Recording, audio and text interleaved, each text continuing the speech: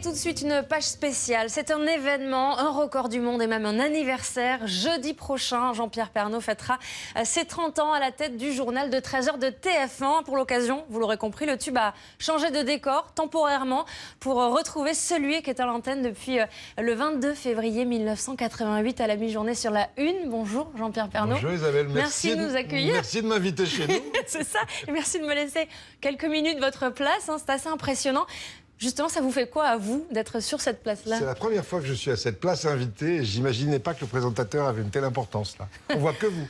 Ah, oh ben, tant mieux.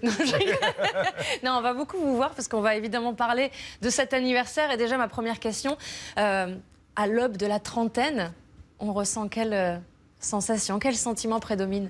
Alors, je ne sais pas quels sont les sentiments. C'est mitigé parce qu'il y a eu les 2 ans, les 5 ans, les 10 ans, les 15 ans, les 20 ans, les 25 ans. Il y a eu plein d'anniversaires et à chaque fois, c'est une étape, quoi. Mais c'est une étape, c'est une année, une autre année qui commence avec le souci simplement de bien faire le journal du lendemain et de préparer quelques opérations. C'est un peu particulier quand même. 30 ans, c'est pas 10 ans. 30 ans, c'est énorme. Non, mais je ne m'en rends pas compte du tout parce qu'on arrive toujours avec la même pêche le matin, parce que tout peut se produire. Donc, c'est ça qui fait qu'on est passionné par ce métier. Quand il y a 30 ans, donc, TF1 vient vous chercher pour remplacer Yves Mourouzi et Marie-Laure Augry, vous pensiez partir pour combien de temps? Au moins une semaine. Au moins une semaine, le temps de les remplacer. Quand même, le vous temps aviez de trouver... bien compris que ça pouvait le temps durer, de trouver cette quelqu'un, histoire. oui, non, parce que la direction de l'époque m'avait dit, bon, j'avais déjà travaillé avec Yves quelques années auparavant, et on me dit, voilà, au 13h, essayez de faire un journal un peu plus proche des gens, plus proche des régions, que j'aimais, parce que je suis originaire de Picardie, et dans les couloirs de TF1, j'arrêtais pas de dire, mais arrêtez de parler de Paris, arrêtez de parler de Paris, et on m'a dit, bah, vas-y, qu'à cela ne tienne, créer un réseau de correspondants, c'est ce que j'ai fait. En 30 ans, il a changé votre regard sur l'actualité? Oh oui, le regard a changé, bien évidemment, parce que à la première campagne présidentielle, on découvre. À la 6e, on s'amuse beaucoup plus, c'est beaucoup plus drôle. Donc il y a une expérience qui vient au fil des années. Mais il y a toujours autant de surprises, d'événements qui arrivent comme ça et puis qui doivent nous amener à faire des éditions spéciales, à modifier, à bouleverser le journal tous les jours. C'est ça l'intérêt de ce métier. Vous prenez plus de plaisir aujourd'hui? J'ai toujours pris énormément de plaisir. C'est une chance inouïe d'avoir ce boulot de présenter un journal, d'en être responsable éditorialement, avec une équipe très soudée. Et voilà, c'est un boulot formidable. Moi, je peux vous le dire que vous prenez sûrement plus de plaisir aujourd'hui parce qu'on a retrouvé évidemment les images de votre premier JT officiel sur TF1. C'était donc le 22 février 1988. Il est 13h.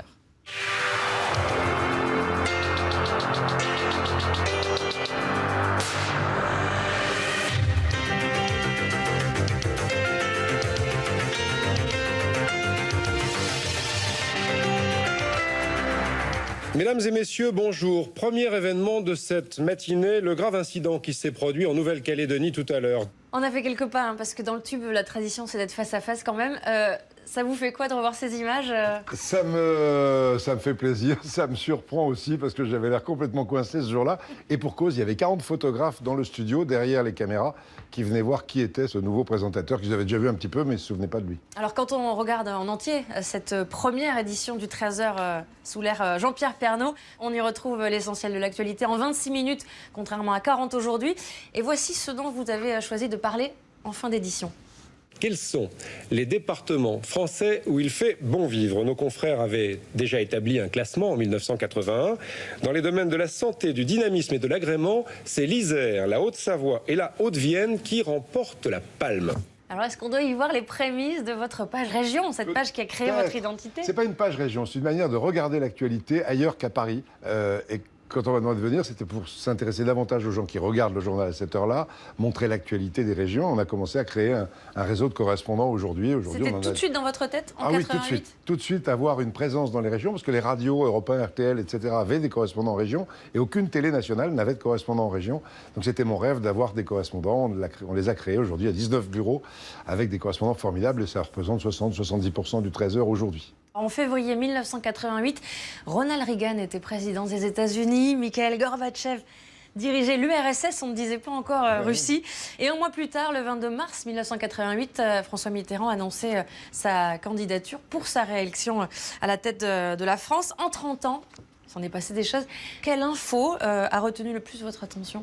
On ne peut pas dire qu'il y a une info. Il y en a tellement tout le temps, il y en a des dizaines. Ça va de ma première visite à Tchernobyl, le World Trade Center, on a dit il y aura un monde avant, un monde après, les obsèques d'Arafat avec cette foule considérable à Ramallah le jour où il a été enterré. Je ne sais pas, la Coupe du Monde de 1998, la mort de Johnny Hallyday plus récemment. Des guerres, il y a eu plein de choses, il y a eu plein d'élections, plein de gouvernements, plein de mesures, plein de Français qui regardent tout ça et on essaie de montrer les réactions des gens avec nos reportages. Et une info que vous auriez aimé ne pas avoir à annoncer? Oui, bien sûr, l'attentat Aussi. contre Charlie Hebdo, notamment. Notamment. Depuis la rentrée dernière, près d'un téléspectateur français sur deux regarde votre JT à 13h. 40,5% de part de marché, 5 100 000 téléspectateurs. Est-ce que vous considérez aujourd'hui, Jean-Pierre Pernaut, que vous avez du pouvoir? Non, je ne pense pas qu'on ait du pouvoir. On est regardé par les gens. Le fait d'être tous les jours chez eux, c'est vrai que ça crée des liens. Je rencontre parfois des gens dans la rue qui me disent « Salut Jean-Pierre, tiens, t'étais encore, on déjeunait ensemble hier ». Donc je ne sais pas, il y a une proximité avec les téléspectateurs. Le fait que j'essaie d'être à l'antenne comme je suis dans la vie, non, voilà, je suis bien, je suis tranquille. Puis je viens d'arriver. Bah oui, tout frais. En tout cas, le JT de 13h, c'est votre JT. Ça, on l'a bien compris. On a pu s'en rendre encore un peu plus compte la semaine dernière avec l'épisode neigeux sur la France. On a relevé l'édition du mercredi 7 février. On vous a senti un petit peu agacé, mais alors à peine. On regarde. Si on avait salé d'abord les côtes avant, alors que c'était prévu, ça se serait bien passé. Alors après tout ça, ce matin, on a entendu les autorités à la radio dire aux automobilistes « Attention, laissez la voiture à la maison, prenez les transports en commun ». L'ennui, c'est qu'il n'y en avait pas.